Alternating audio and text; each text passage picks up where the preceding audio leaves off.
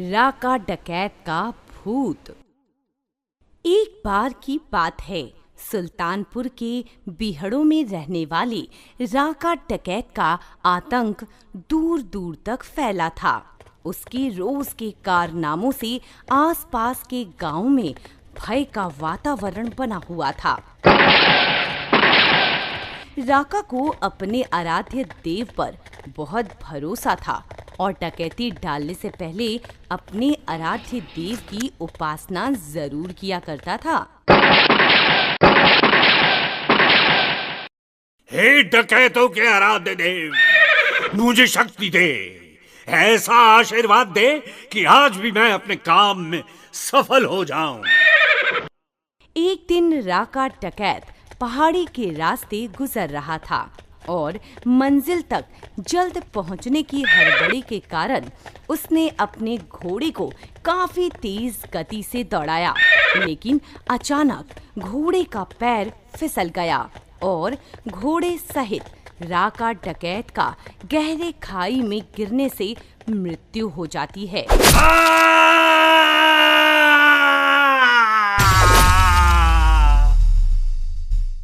मरने के बाद वो भूत बन जाता है।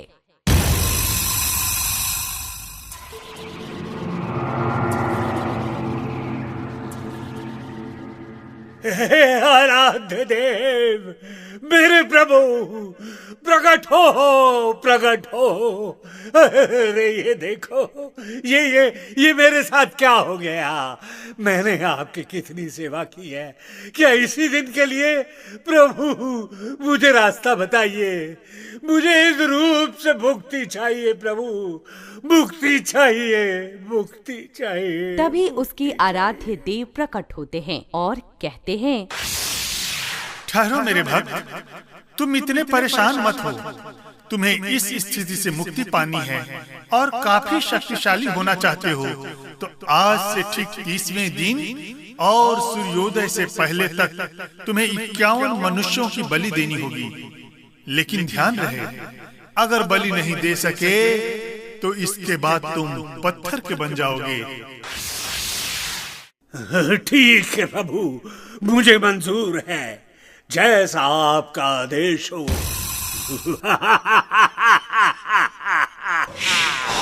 मैं अपनी मौत को यूं ही बर्बाद नहीं होने दूंगा और भूत बनकर भी मैं लोगों को चैन से जीने नहीं दूंगा।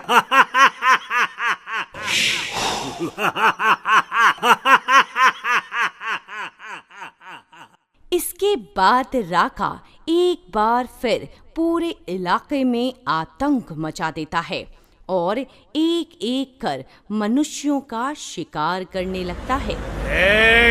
गाड़ी रोको। क्या है भाया, तुमने गाड़ी क्यों रुकवा दी? मेरे इलाके में मेरी मर्जी के बिना पत्ता भी नहीं डोलता है और तू मुझसे सवाल करता है? चलो मेरे साथ, चलो। मामा मुझे माफ कर दो, गलती हो गई। मेरे पास जो कुछ भी है सब ले लो। और भाया मुझे जाने दो। अरे जाने दो ना। अरे मुझे कुछ नहीं सुनना, चलो मेरे साथ, वरना।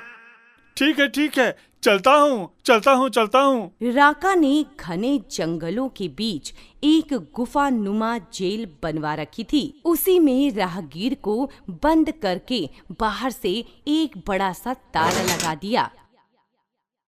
वहाँ पर बहुत अंधेरा था। चलो अब मैं दूसरे लोगों को लाता हूँ। दूसरे दिन राका कुछ और लोगों को लाकर बंद कर देता है। इस तरह राका हर दिन कुछ आदमियों को लाकर अपने गुफा नुमा जेल में बंद करने लगा। अरे ठीक से चल। सारे कैदी भूखे प्यासे कैद खाने में दिन बिताने लगे। समझ में नहीं आता है भाया कि हम लोगों को क्यों कैद किया गया है। हमने तो अपना सब कुछ देने की बात कही थी। हाँ भाई, हमने भी तो यही कहा था, लेकिन मामला कुछ समझ में नहीं आ रहा है। बहुत जल्द मैं अपना लक्ष्य पूरा कर लूंगा। राका की भयानक हंसी देखकर सारे कैदी काफी डर जाते हैं। सुनो भाई, मुझे तो इस सुनसान जगह पर बहुत डर लग रहा है। अरे ये आवाजें सुनो, कितनी डरावनी है। मुझे तो बहुत गड़बड़ लगती है। ये कैद खाना ही भूतिया लग रही है। सारे कैदी भूतिया आवाजें सुनकर थर थर कांपने लगते हैं। राका सर, अब तो हमें छोड़ दो। कई दिनों से हम कैद में हैं। कितने नादान हो तुम सब। तुम्हें क्या लगता है मैं तुम्हें यहाँ सिर्फ कैदी बना के लाया हूँ? मैंने कितने सारे इंसानों को कैद कर दिया है। अब मेरा लक्ष्य दूर नहीं है।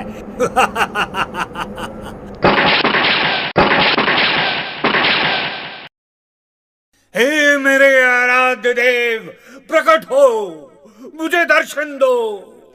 रात और भी डरावनी हो जाती है। चांद बादल में छुप जाता है। तभी तेज हवाएं चलने लगती है और डरावनी आवाजों के साथ आराध्य देव प्रकट होते हैं।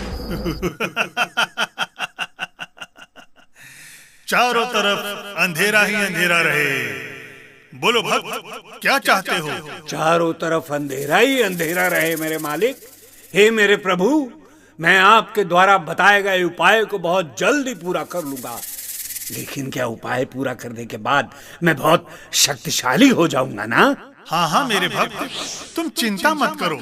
लेकिन तुम्हारे पास सिर्फ एक दिन का ही समय बाकी है और तुम्हें 51 मनुष्यों की बलि चढ़ानी है।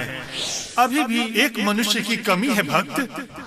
ध्यान रहे, अगर ये काम पूरे नहीं कर पाए तो इसके बाद तुम पत्थर के बन जाओगे। यह कह देव अदृश्य हो जाते हैं। उन दोनों की बातों को सभी कैदी सुन रहे थे और सुनकर काफी डर गए थे। तो क्या हम लोगों की बलि चढ़ाई जाएगी? अरे ये तो बहुत बुरा होगा। वहीं दूसरी तरफ जिन लोगों को राका भूत ने पकड़ा है, उनके घर वाले परेशान हो रहे होते हैं। अरे कितने दिन हो गए हैं, मेरे बच्चे अभी तक नहीं आए हैं। सुनो, उनके दोस्त बता रहे थे कि उस सुनसान रास्ते से गुजरने के बाद उनका कोई पता ही नहीं चल सका। हमें ढूंढना होगा, शायद वे लोग मुसीबत में होंगे। राम और श्याम दोनों जुड़वा भाई थे। उन्होंने ग्रामीणों की बातों को सुनकर अपने मुसीबत में पड़े साथियों को बचाने की योजना बनाई। श्याम, चलो इस समस्या का पता लगाकर अपने मुसीबत में पड़े साथियों को बचाया जाए। ठीक है राम। इस तरह से दोनों भाई राम और श्याम योजना बनाकर बाइक द्वारा उसी सुनसान रास्ते से गुजरने लगते हैं। तभी राका भूत दोनों को रोकता है। अपना बाइक रोको। क्या बात है भाई, हम लोगों को जाने दो। नहीं, तुम दोनों में से एक मेरे साथ चलो, क्योंकि मुझे आज सिर्फ एक आदमी की ही जरूरत है। इस तरह से राका डकैत का भूत राम को अपने साथ गुफानुमा जेल की तरफ ले जाने लगता है और दूसरा भाई श्याम छिपकर पीछा करते हुए उन दोनों की गतिविधियों को देखने लगता है। राका डकैत का भूत राम को भी जेल में बंद कर देता है और निश्चिंत होकर कहता है, अब मेरा लक्ष्य पूरा हो जाएगा। कल सूर्योदय से पहले मैं इन सब की बलि दे दूंगा। मैं काफी शक्तिशाली हो जाऊंगा। अब मैं चलता हूँ। सूर्योदय से पहले मैं फिर आऊंगा और अपना लक्ष्य पूरा कर लूंगा। यह कहकर राका डकैत का भूत वहां से चला जाता है। तब दूसरा भाई श्याम झाड़ियों से बाहर निकलता है और ताले को तोड़कर सभी कैदियों को मुक्त कर देता है। सूर्योदय से पहले जब राका डकैत का भूत हाथ में तलवार लेकर सबकी बलि देने के लिए जाने लगता है और कहता है, आज मैं सबकी बलि दे दूंगा और काफी शक्तिशाली बन जाऊंगा। चलो अब मैं चलता हूँ। लेकिन गुफानुमा जेल के पास आते ही वहां का दृश्य देखकर उसकी चीख निकल जाती है। अरे अरे अरे ये क्या सारे कैदी कहाँ गायब हो गए? अरे अब मेरा क्या होगा? अब मैं कैसे कैदियों की संख्या पूरी कर पाऊंगा? अब राका डकैत का भूत इतनी जल्दी 51 आदमियों की व्यवस्था नहीं कर सकता था और 31वां दिन पूरा होते ही सूर्योदय होने के साथ वह पत्थर के रूप में बदलने लगता है। ना, ऐसा नहीं हो सकता, ऐसा नहीं हो सकता। कोई बचाओ मुझे, कोई बचाओ। और थोड़ी ही देर में राका डकैत का भूत पत्थर में बदल जाता है।